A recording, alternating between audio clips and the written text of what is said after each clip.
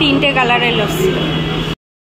এই রোডটা দিয়ে আসলাম, এই পিছনে ব্যাকগ্রাউন্ডে আছে পাহাড়।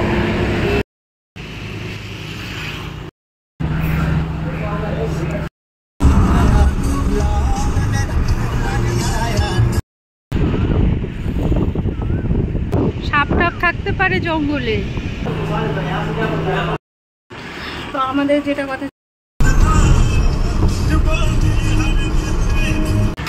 Good morning everyone, welcome back to our new blog. তো আজকে ওয়েদারটা দারুণ। তো এখন বেজে গেছে সকাল 9:30। 9:30 থেকে আমি আমার ব্লগটা স্টার্ট করছি। আজকের ওয়েদারটা কিন্তু বেশ দারুণ। কালকে থেকেই গরমটা অনেকটা কমে গেছিলো, মাঝে 2-3 দিন মতো বীভৎস গরম পড়েছিল। কালকে থেকে ওয়েদারটা কম, আজকে সকালেও বেশ দেখছি ওয়েদারটা একটু ভালো আছে, বেশ ঠান্ডা ঠান্ডা হাওয়া দিচ্ছে। আসলে ওই যে কলকাতায় নিম্নচাপ একটা হয়েছে না, তো সেটারই ইম্প্যাক্ট এই দিকে আসছে আর কি।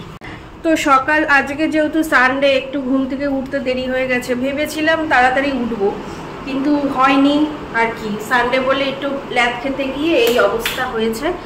ফ্যান চললে না কথা বোঝা যায় না। তো এখন ব্রেকফাস্ট বসিয়ে দিয়েছি, হচ্ছে আজকে একটুই আলুর দম টাইপের মাখা মাখা একটা তরকারি বানাবো। আলুর দম যেরকম অতটা রিচ অতটা বানাবো না, আর সাথে পরোটা বানাবো। লুচিটা খেলে বেশি তেল খাওয়া হয়ে যাবে, তো পরোটা অল্প তেলে বানাবো। আর মিস্টার মল্লিক আর ইস্যু গেছে হচ্ছে বাজার করতে। আজকের ইস্যুকে নিয়ে গেছে, ব্যাগ ট্যাগ ধরতে অসুবিধা হয় একার পক্ষে বাজার করা। আর প্রতিদিন তো আমাদের বাজার হয় না, তো বেশি করেই সারা সপ্তাহে মাছ ঠাস সবজি নিয়ে আসা হয়। তো এই হলো গিয়ে ব্যাপার। এখন আমি খাটটা পরিষ্কার করব। ব্রেকফাস্ট আলুর তরকারিটা মোটামুটি হয়েই এসছে, এখন খালি পরোটার আটা মাখবো। তো আজকে কি কি রান্না হবে সেটা বলে দিই তোমাদের। সকালে তো বললাম পরোটা আর ওই আলুর দমের একটা তরকারি করেছি, ওটা তো গেল সকালে ব্রেকফাস্টের পার্ট। আর মেইন কোর্সে হচ্ছে আজকে মেইন কোর্সে রান্না হচ্ছে করলা আর কুমড়ো ভাজা, সাথে পেঁয়াজ দিয়ে। আর কি করব, ইঁচড় আছে, ইঁচড় কালকে কেটে ভাপিয়ে রেখেছি। তো দেখি ইঁচড়টা করব, আর পাট শাকটা করতে হবে। পাট শাকটা না হলে নষ্ট হয়ে যাবে, পাট শাকটা করতে হবে। আর মাছের ঝোল তো থাকবেই। আর রাত্রে হবে চিকেনের আজকে একটা স্পেশাল একটা ডিশ বানাবো, তো তোমাদের সাথে শেয়ার করার ইচ্ছা আছে। তো দেখা যাক কি শেয়ার করব। তো এইগুলো গিয়ে ব্যাপার। সানডে তো একটু বেশি রান্না হবে আর কি। তো চল এখন ঝটপট রান্না করে নিয়ে আমি চিমনিটা অফ করে কথা বলছি। আর এখানে জানলাটা বন্ধ করে তারপর রান্না করতে হয়, না প্রচন্ড হাওয়া আসে এখান থেকে। এইটুখানি জানলা তো ভীষণ হাওয়া আসে এখান থেকে, আর গ্যাস অফ হয়ে যায়। তো যার কারণে বন্ধ করে রান্না করতে হয়। আর বন্ধ করে রান্না করলে গ্যাসের একটা গরম আছে, সেটাতে পুরো ঘুমে যায় না। এখানেও ওয়েদারের অবস্থা কিন্তু খারাপ, ঝিরিঝিরি বৃষ্টি স্টার্ট হয়ে গেছে। ওয়েস্ট বেঙ্গলে রুমেল না রুমাল কি যেন নাম, নিম্নচাপটা, সেখান থেকে কিন্তু এখানেও কিছুটা ইম্প্যাক্ট পড়েছে। কলকাতায় তো ভালোই বৃষ্টি হচ্ছে, ঝোড়ো হাওয়া বইছে। মাকে ফোন করেছিলাম, তো এখানেও দেখছি বৃষ্টি শুরু হয়ে গেছে। এই যে ঝিরিঝিরি করছে, আর একটু পরে বেশ জোরেই বৃষ্টি শুরু হবে। তো আমাদের যেটা কথা ছিল, সানডে হলেই আমরা যে বেরোই, একটু বিকেলবেলা খাওয়া দাওয়া করে একটু বেরোই, তো মনে হচ্ছে না আজকে বেরোতে পারবো। ওয়েদার ধীরে ধীরে খারাপ হচ্ছে। এই যে ঝিরিঝিরি বৃষ্টি শুরু হয়ে গেছে। আর আমার এইখানে দেখো, এখানে মাছ ভাজতে গিয়ে এই যে এইখানটায় একটা মাছে তেলের মধ্যে মানে একটু জোরে ছাড়া হয়ে গেছে, আর তেলটা ছিটে এসে এইখানে পড়েছে। এইখানেও কিছু কিছু জায়গায় পড়েছে। তো আর কি, এখানে একটা মাছ বিউটি স্পট দিয়ে দিয়েছে। আর কি স্নান টান হয়ে গেছে, এখন খাওয়া দাওয়া করবো। বেশ জোর বৃষ্টি নামলো। আজকে আমাদের রান্না মোটামুটি হয়েছে অনেক কিছু। এটা হচ্ছে মুগ ডাল দিয়ে পাট শাক, এখানকার দেশি পাট শাক না, একটু টক। আর এখানে এই যে কুমড়ো দিয়ে উচ্ছে দিয়ে ভাজা। এটা হচ্ছে কালকে একটু পনির আছে, রিশুকে দিয়ে দেবো। এটা কি আছে, এটা কালকে ওই যে দই পটল করেছিলাম সেটা আছে। তারপরে এটা একটু ভেটকি মাছের ঝোল আছে।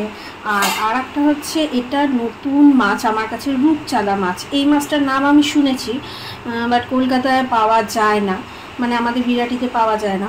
তো বাংলাদেশে নাকি খুব ফেমাস এই মাছটা। আর এইখানে আজকে নতুন দেখলো তো মিস্টার মল্লিক নিয়ে এসছে। আমি এই ফার্স্ট টাইম এই মাছটা ট্রাই করবো, রান্নাও ফার্স্ট টাইম আর খাবো ফার্স্ট টাইম। আর এখানে ভাত। দুপুরবেলা যেরকম ওয়েদার দেখলাম ভাবলাম হয়তো বেরোতেই পারবো না, খুব আকাশ ঘন করে মেঘ গর্জন করে বৃষ্টি হচ্ছিল, কিন্তু না তারপরে কিছুক্ষণ পর দেখলাম খাওয়া দাওয়ার পর ওই মোটামুটি 4:30 পৌনে 5টা নাগাদ ওয়েদারটা কিন্তু একদম চেঞ্জ হয়ে গেল আর সুন্দর বেশ ওয়েদার হয়ে গেল। আর ভীষণ হাওয়া দিচ্ছিল, বৃষ্টি তো কমেই গেছিলো আর সুন্দর একটা মনোময় একটা মানে কি বলবো প্রকৃতি সৃষ্টি হয়েছিল। তো এর মধ্যে বেরোনোর আনন্দই কিন্তু আলাদা। তো সাধারণত জানোই রোববার আমরা একটু বাইরে বেরোই, তো আমরা আর ঘরে থাকিনি, বেরিয়ে গেছি। দেখো সামনের পাহাড়টা দারুণ লাগছে, আর এই বৃষ্টির সময় সামনের পাহাড়গুলো না পুরো সবুজ সবুজ হয়ে যায়, বর্ষাকালে দেখতে তো আরও বেশি ভালো লাগে। আর পিছন দিকে রিশুর ফটো নেওয়ার চেষ্টা করছিলাম।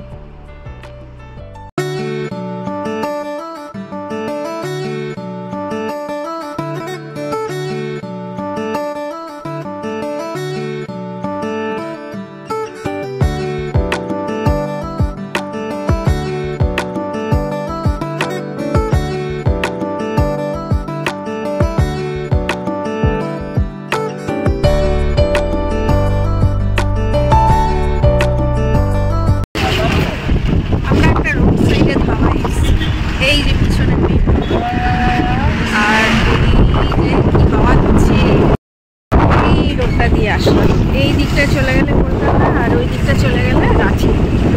আর এখানে একটা ধাবা আছে, এটা এখন চা খেতে এসেছি। চল রিশু।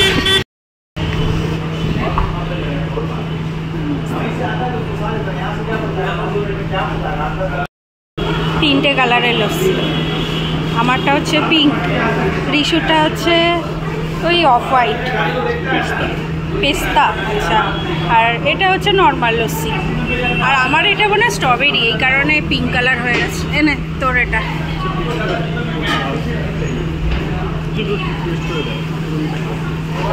রিশুকে গেম থেকে তুলে আনা হয়েছে বলে রিশুর মন খারাপ।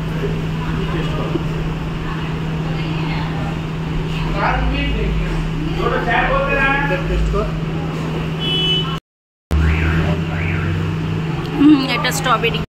অ্যাকচুয়ালি রিশুর যে সময় গেম খেলার টাইম, ওই টাইমে ওকে জোর করে নিয়ে এসেছি। আসলে বড় হয়ে গেছে এখনও বেশি আসতে চায় না, কিন্তু মানে বেরোনোও দরকার আর কি, তো সেই কারণে মুখটা ভার করে বসে আছে।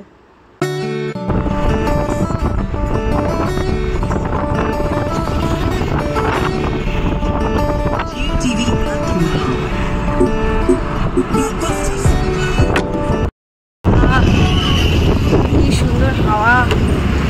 আমরা রোড সাইডে একটু দাঁড়িয়েছি, ওখান থেকে লস্যি খেলাম, আর পিছনে ব্যাকগ্রাউন্ডে আছে পাহাড়।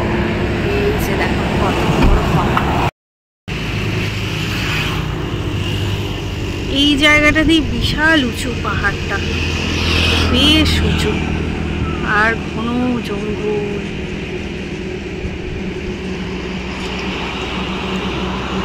এই ভিতর দিয়ে বোধহয় গ্রাম চলে যাচ্ছে।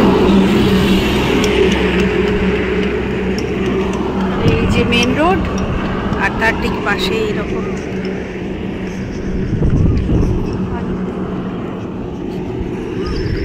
রিশু গাড়িতে।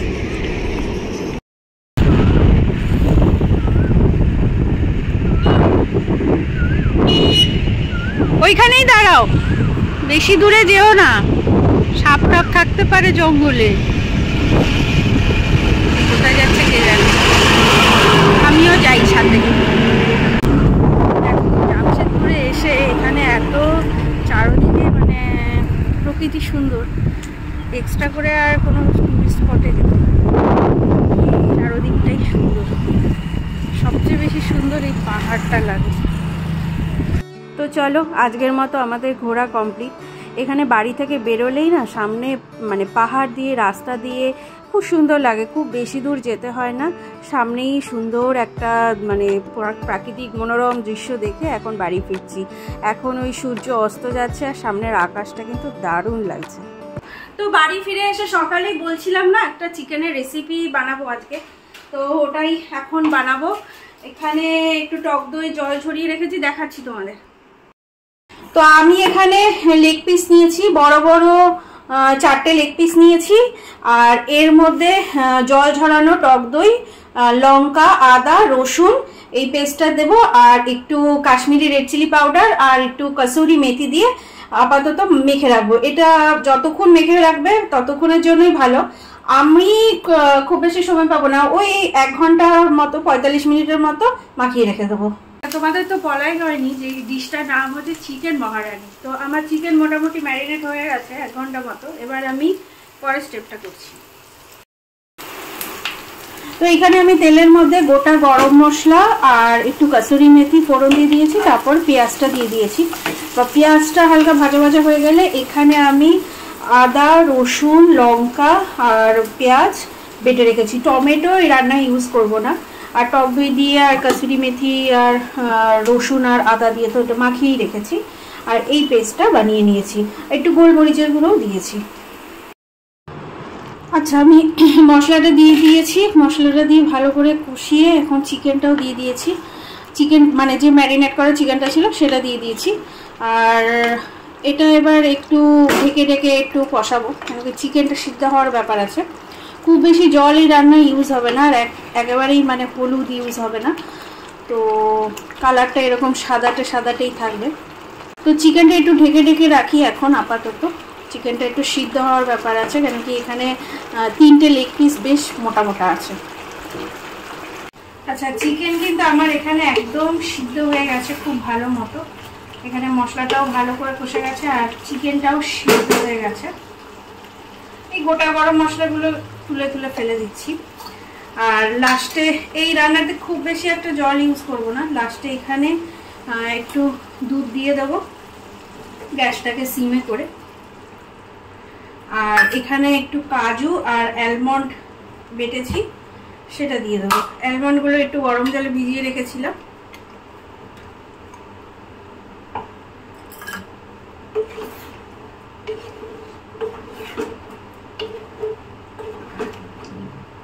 ভালো করে এটাকে নাড়িয়ে নেব কয়েকবার, তারপরে একটু ঢাকা দিয়ে রেখে লাস্টে গরম মশলা দেবো আর একটু কসুরি মেথি দেবো, দিয়ে নামিয়ে দেবো। তাহলেই হয়ে যাবে আমার চিকেন মহারানি। আচ্ছা, চিকেন তো আমি করে নিয়েছি। আর এটা জোম্যাটোতে অর্ডার দিয়ে দিয়েছি, বাটার গার্লিক নান। আর মিস্টার মল্লিক এই রুটি খাবে না, ওর জন্য প্লেন রুটি, আর ইস্যুর আর আমার জন্য এই বাটার গার্লিক নান। আচ্ছা, এই হলো আমাদের আজকে ডিনারের প্লেন।